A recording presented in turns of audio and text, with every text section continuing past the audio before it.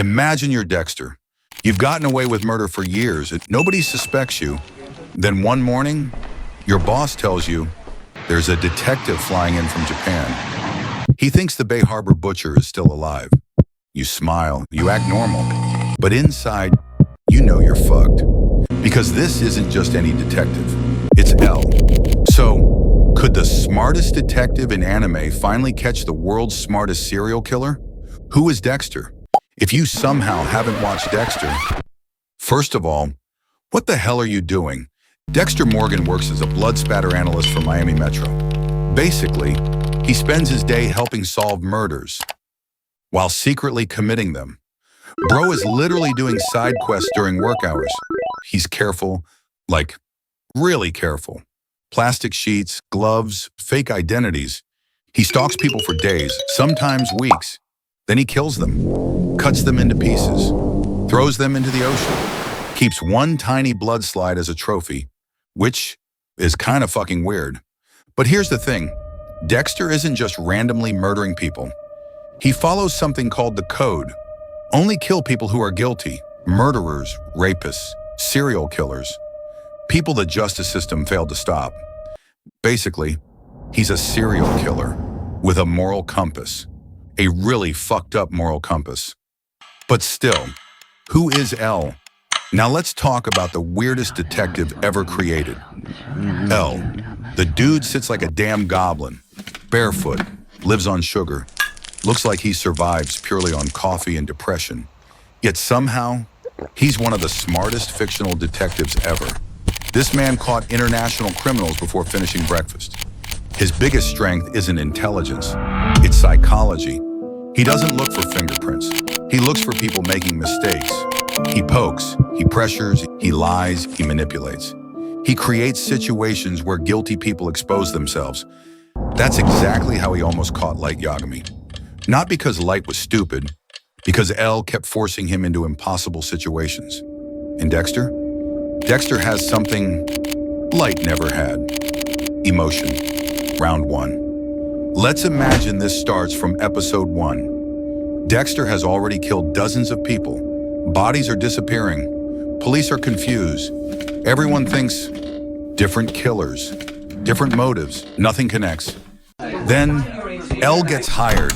The first thing he notices? These victims are all complete pieces of shit. Child killers, rapists, gang members, serial murderers. That's really strange. Most serial killers don't care who they kill. Dexter does. Immediately, L creates a theory. What if the murderer believes he's helping society? Now suddenly, the entire investigation changes. They're no longer looking for a psychopath. They're looking for someone with a savior complex, someone intelligent, someone patient, someone connected to crime scenes. Uh-oh. Guess where Dexter literally works? Dexter's advantage. Now, before all the Dexter fans start typing angry comments, relax, because Dexter has one massive advantage. Nobody suspects him. Think about it. He's friendly, quiet, helps the police, makes jokes, brings donuts. If someone told you the serial killer works at the police department, you'd laugh your ass off. That's exactly why Dexter survived for years. He hides in plain sight.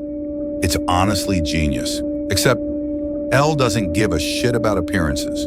Remember, this is the same guy who suspected the son of the police chief, because the evidence pointed there. If L thinks you're suspicious, congratulations. Your life is about to become incredibly fucking annoying. The first mistake. Here's where things get interesting. L wouldn't arrest Dexter. Not even close. He'd do something way worse. He'd start watching him everywhere. Work, home, driving, shopping, dumpster behind his apartment. Literally everywhere. Imagine trying to murder someone while some sleep-deprived, British-looking goblin is somehow already standing outside your damn house eating cake. Dexter immediately notices, because Dexter notices everything. Now, the game changes. Neither man can make a mistake. One wrong move, game over. The mind games begin. This is where people underestimate L. He doesn't need proof, yet. He just needs Dexter to become uncomfortable because stressed people make stupid decisions.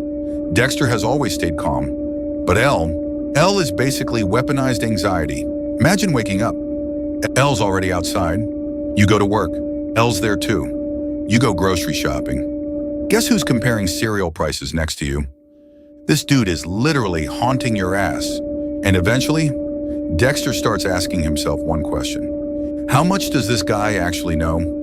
And that's exactly what L wants. At this point, L has a suspect, not proof, just a gut feeling. And that's all L needs.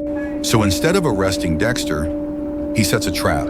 A fake serial killer appears on the news. The guy claims he's responsible for a bunch of murders that never actually happened. It's complete bullshit.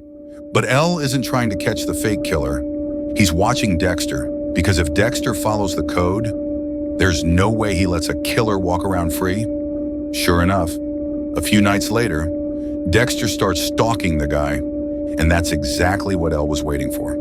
The moment Dexter starts investigating, L knows one thing: an innocent person would have changed the channel. Dexter couldn't. Now imagine this. Dexter finally corners the fake killer. Knife in hand, plastic sheets ready, everything's perfect. Until, click. Floodlights, police cars, helicopters. The whole damn area lights up. Dexter freezes, standing there with a knife, looking guilty as hell. Then, from the shadows, L steps forward, hands in his pockets. Barefoot, of course. I knew you couldn't resist. Game over. Now, could Dexter kill L before all of this happens? Maybe. Dexter's patient. He's dangerous. And if he realizes early enough that L is onto him, he'd absolutely consider taking him out. But that's the problem. L expects people to silence him. He rarely puts himself in a position where it's that easy. And unlike everyone else, L doesn't need a confession. He just needs you to make one mistake. So, who wins? As much as I love Dexter, I'm giving this one to L. Not because L is stronger, not because he's faster, but because eventually, everybody slips. And L only needs you to slip once. Or maybe I'm completely wrong. Tell me who you think wins in the comments. Just don't let L read them.